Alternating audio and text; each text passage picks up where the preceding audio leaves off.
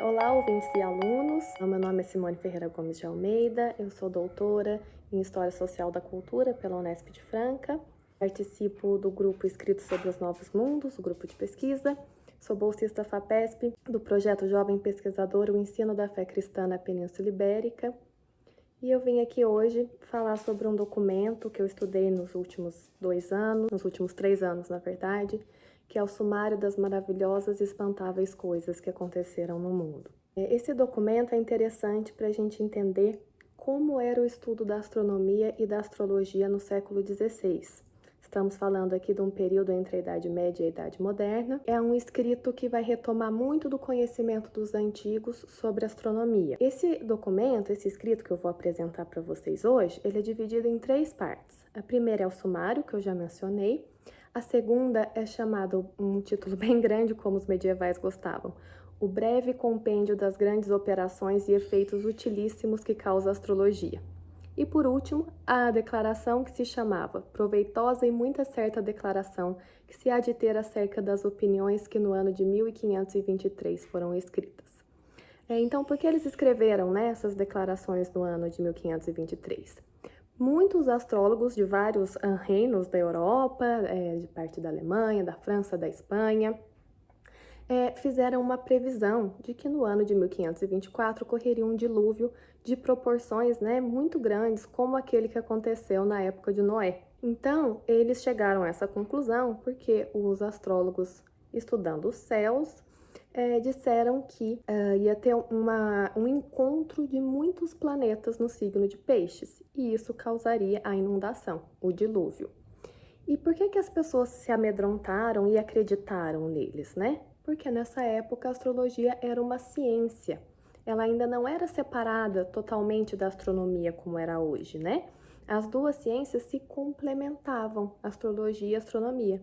A astronomia estudava o movimento dos astros e a astrologia estudava esse movimento para falar das ações dos astros na Terra. Entre essas ações estavam a previsão do futuro. Você poderia se proteger de certos males a partir do conhecimento astrológico, a partir do conhecimento dos astros. Então, Gutierrez de Torres escreve esse compêndio e essa declaração para falar por que os astrólogos fizeram uma previsão que não ocorreu. O dilúvio, em 1524, nunca veio. E como ele justifica? Por que ele fala que os astrólogos erraram?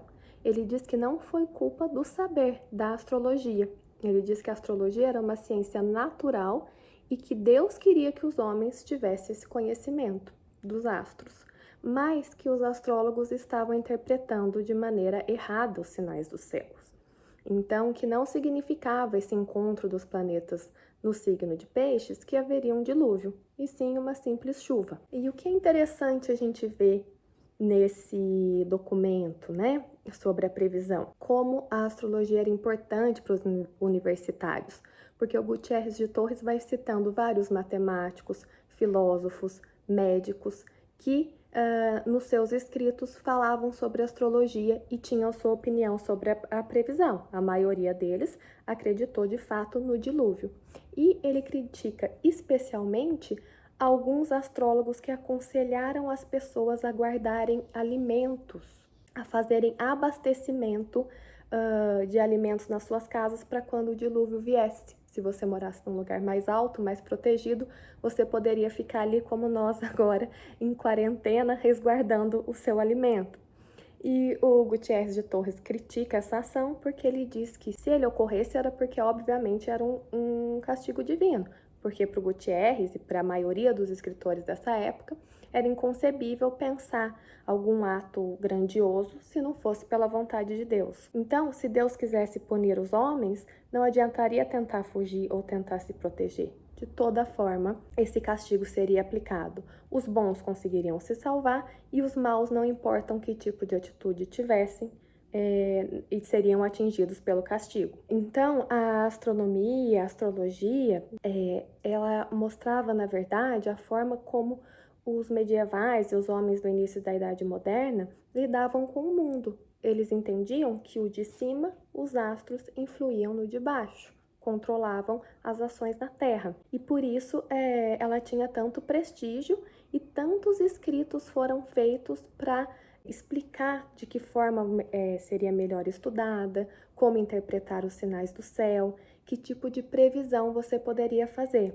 Além dessas previsões astrológicas que tinham base científica, várias outras previsões eram feitas, mas consideradas supersticiosas.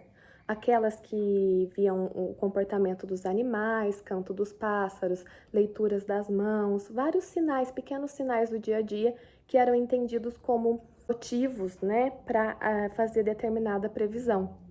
Mas os astrólogos e os bispos, os padres, falavam que esse tipo de previsão era supersticiosa, não deveria ser levada a sério.